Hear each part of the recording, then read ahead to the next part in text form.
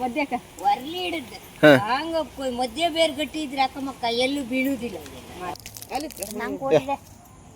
ತಗೋ ಮಜಾ ಮಾಡಿ ಕಣಿ ಕಾಡು ಮನ್ಸರು ಕಣಿ.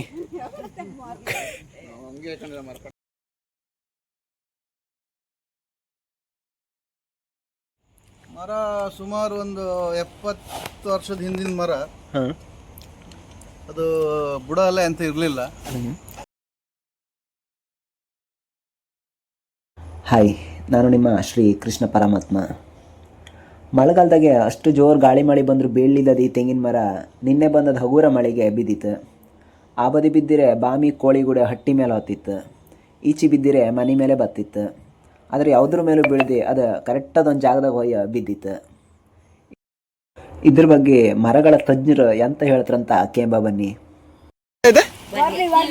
ಯಾವ್ದು ಮಧ್ಯಕ್ಕ ವರ್ಲಿ ಹಿಡಿದು ಹಂಗ ಮಧ್ಯ ಬೇರೆ ಗಟ್ಟಿ ಇದ್ರೆ ಅಕ್ಕಮ್ಮ ಕೈಯಲ್ಲೂ ಬೀಳುವುದಿಲ್ಲ ಮರ. ಹಂಗ ತೆಂಗಿನ ಮರ ಇದು ತಳ ಬೇರೆ ಗಟ್ಟಿ ಅಲ್ದಿ ಅದು ಮತ್ತೆ ಅಷ್ಟೇ, ಅದೇ ರೀಸನ್. ಅಯ್ಯಯ್ಯೋ ಮಕ್ಕಳ ತೆಂಗಿನ ಮರ ಮುರಿದು ಹೋಯ್ತಲ್ಲ, ಅದಕ್ಕೆ ಒಡ್ಡಾಯ್ತು, ಅದು ಹಳತಾಯ್ತು. ಅದಕ್ಕೆ ನನ್ನಷ್ಟೇ ವರ್ಷ ಆಯ್ತು, 80 ವರ್ಷ ಆಯ್ತೇನೋ. ನನ್ನ ಕಂಡಾಗ ಹಳತಾಯ್ತು, ಅದು ಅದಕ್ಕೆ ಕಾಲ ಬಿತ್ತದು. ತೆಂಗಿನ ಮರ ತುದಿಯಾಗೆ ಕೊನೆಗೆ ಎಂಡಿ ಇರುತ್ತೆ, ಅದನ್ನು ತಿಂಬಕ್ಕೆ ಲೈಕ್ ಆತ್ತು. ಈ ಕಳು ಕುಡ್ದಾಗೆ ಹತ್ತು ಅಂತಾರೆ, ಹಾಗೆ ಸ್ವಲ್ಪ ನಶೆನೂ ಇರುತ್ತೆ. ನಮ್ಮ ಊರ್ ಬದಿಗೆಲ್ಲರೂ ಕಡದ್ದು ಇಲ್ಲ ಗಾಳಿ ಮಳೆ ಬಿದ್ದದ್ದು ತೆಂಗಿನ ಮರ ಸಿಕ್ಕರೆ ಅದರದ್ದು ಕೊನೆಗೆ ಎಂಡಿ ಹಿಂಗೆ ತಿಂತತ್ತು. ನೀವ್ಯಾರು ತಿಂದಿದ್ರೆ ಕಮೆಂಟ್ ಮಾಡಿ ಅಕ್ಕ. ತಗೋ ಮಜಾ ಮಾಡಿ ಕಣಿ ಕಾಡು ಮನ್ಸರು ಕಣಿ.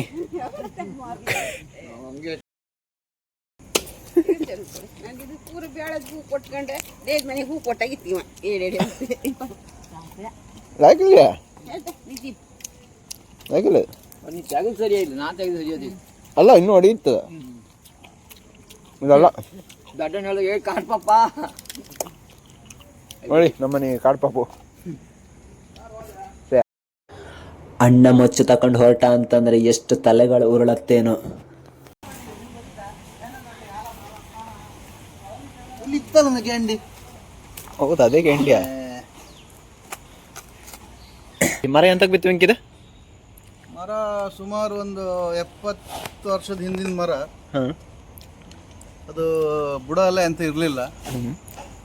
ಹಂಗಾಗಿ ಒಂದು ಸಣ್ಣದೊಂದು ಗಾಳಿ ಬಂದು ನಿನ್ನೆ ಅದು ತಡ್ಕೊಂಡೆ ಬಿತ್ತು.